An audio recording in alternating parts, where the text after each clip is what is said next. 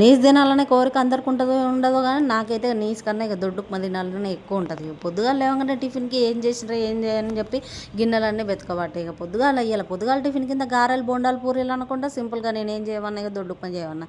ఎందుకంటే నాట్ల సీజన్ కదా, ఇక పొద్దున్నే లేవగానే పనులన్నీ చేసుకొని నాట్లకు పోవాలి, ఇక కల్లాపు చల్లుకోవాలి. ఇక ఇప్పుడంటే ఏం లేదు కానీ అప్పట్లో ఇక కల్లాపు ఒకటే చల్లేది. కల్లాపు అంటే పెండ బీసుకి అన్నీ చేసేది. ఇప్పుడు అంటే నీళ్ళు కొడుతుర్లే కానీ ఇక ఎట్లయితే పొద్దుగాల 7:30కి 8ంటికి పోవాలి. గుత్తాలు పడతారుగా పొద్దుకంగానే 7:30 8 అవుతుంది. ఇక ఏం చేస్తాం, ఇంక ఏదో ఒకటి చేయమా అని చెప్పి చేయించుకున్నాయి. ఇక మస్తు కమ్మగా ఉంది నిజంగా, ఏ మాట కామాట చెప్పాలి కానీ అబ్బాబ్బా ఏ నాన్ వెజ్ అనేది అస్సలే పనికిరాదు. ఇక పల్లె వాళ్ళ గంతంత ఉప్మా వేసుకున్న అల్లాగా ఏడిది మెంతుకూర రక్తం మస్తు ఉంటుంది, మస్తు వస్తుంది కూడా. మీకు ఇది అసలు ఏ టెన్షనే ఉండదండి. ఇక గిది వేసుకొని ఓ బుక్క తినుర్రి. ఇక తిన్నాక అది ఏ కడుపులో ఏ మాత్రం ఆనలేదు. ఇక ఆనకుంటే మళ్ళీ ఏం చేసిన, ఇక లాస్ట్కి వచ్చేసరికి చూపించిన మళ్ళీ తినలేదా అని. మళ్ళీ ఏం చేసినా, మళ్ళీ ఇక కొంచెం పులిహోర ఉంటే కొంచెం వేసుకొని తిన్నా.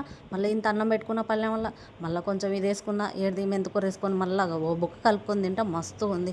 ఏ పక్క కాంతలేదు, ఏది తిన్నా కూడా ఏం చక్కదనం ఏమో. నేనైతే వీడియోలు పెడతా కానీ మీరు సబ్స్క్రైబ్ చేసుకోరు.